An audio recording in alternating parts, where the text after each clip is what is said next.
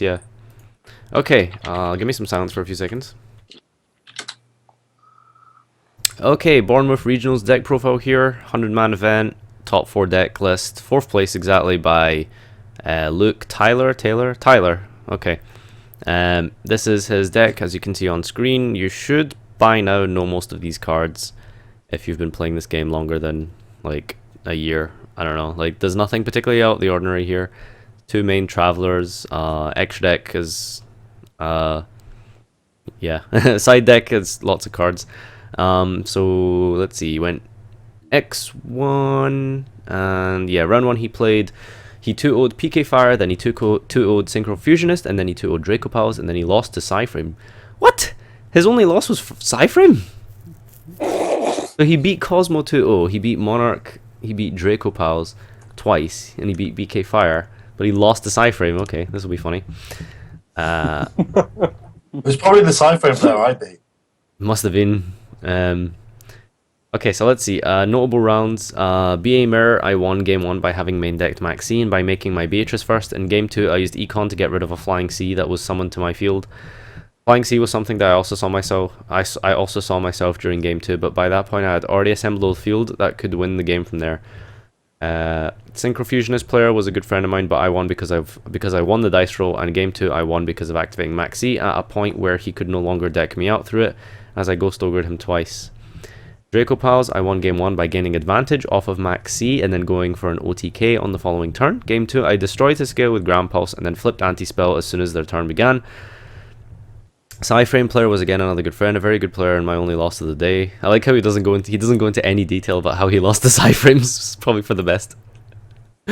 Against Cosmo in game 1, I assembled the field of F0 and Beatrice as quickly as possible using the double downward method, in addition to having traps to use to my advantage. In game 2, I sided in the Gamasio, which I used to make his Cosmojo not live, and then chained a Twin Twister to his Call the Haunted before going for game with a flurry of monsters.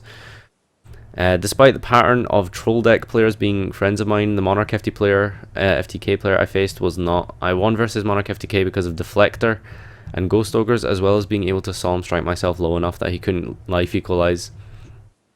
Draco Plows player that I faced opened Crobat all 3 games, but anti-spell along with Beatrice stopped him from doing much in game 1, and then game 3 he didn't see his Twin Twisters fast enough to out the anti-spell, and I used my own Twin Twisters by discarding Calcap to clear his 3-card back row and then go for game on the following turn.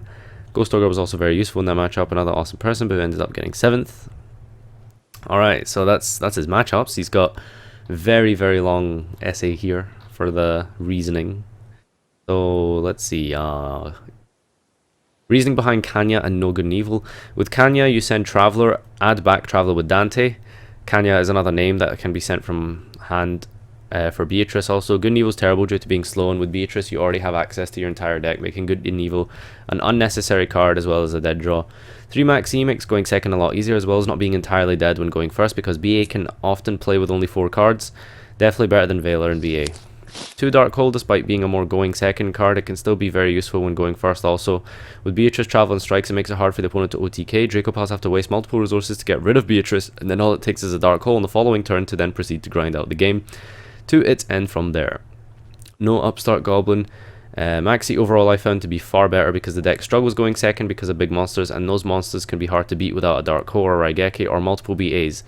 That, and I didn't want to have even more dead spell cards because of anti-spell.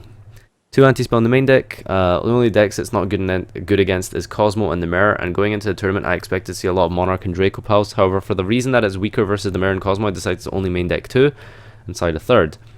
2 Traveler. With Beatrice, the card is a +4 somehow, okay, when detaching a Dante. +5 if you can summon a Skarm off of the Graph or Seer also. Okay, I don't think that's how it works, friend, but I can understand where you're coming from. It is very good when playing +5, Jesus Christ. It's very good when playing Cosmo, as making F0 suddenly becomes far easier with the card. Also useful when playing Monarchs, as it can be used to out Majesty's Fiend by making Acid Golem to swing over it. Very versatile card, and we keep it in the deck for sure. No Fire Lake. The deck has evolved into revolving around Beatrice. The removal is unnecessary, as Beatrice provides all the removal that is needed with giving access to the entire deck. No Phantom Knights. The deck seems to brick a lot more with the Phantom Knights. I'd much rather run more BA monsters so that I can make Beatrice faster, because I'd much rather end with 1 Beatrice than 2 Dantes. From testing both variants, I've had much more success with the Speedroid variant in terms of consistency. For now, I definitely think that the Speedroids are all that is needed as an extra rank 3 engine, as Beatrice grants you access to almost everything you need in your deck. 2 Beatrice never needed the third in testing, and the third never came up. 2 Downard, the plays where F0 and Beatrice are summoned using 2 rank 3s, one with a seer under it, came up very often in testing. I pulled that off once the entire tournament against the Mirror, but I ended up winning that game because of the field was near to unbreakable in that matchup.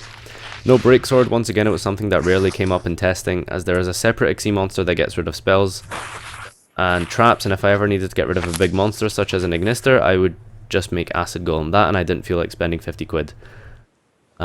Core, much more versatile than System Down. It can be sent with Beatrice and can be used multiple times.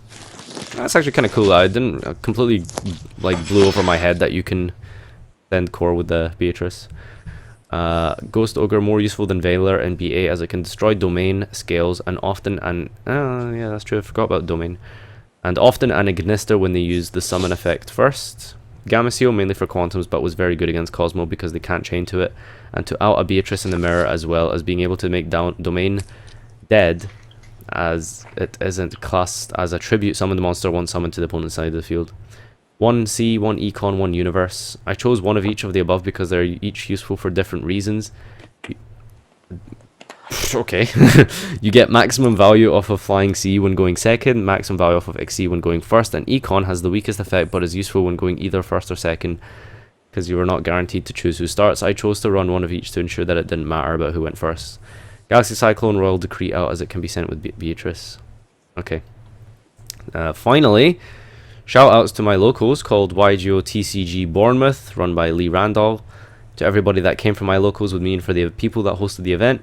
All my opponents were generally nice people, and with the exception of Monarch FTK, I had some very interesting games. Also, shout outs to Glasgow YGO for being awesome. Check out my YouTube channel, which is called Little Lucifer. Hey, calling me awesome doesn't mean I'm going to shout you up. I'm kidding. So I'll leave his channel description and stuff down below, so check out Little Lucifer. And my locals YouTube channel is called YGO TCG Bournemouth, so I'll leave that in the description for you guys to check out. And yeah, this has been a very, very long deck profile. Overall, I kind of like the main deck. I sort of see the reasoning with Traveler now. It's quite interesting.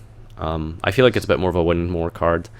I feel like Break Sword is definitely at least worth 1 space in the extra deck. And I'm not a big fan of the 1/1/1 side that's going on for Burning Abyss. That's the only issues I have with this deck. Do you guys have anything to say?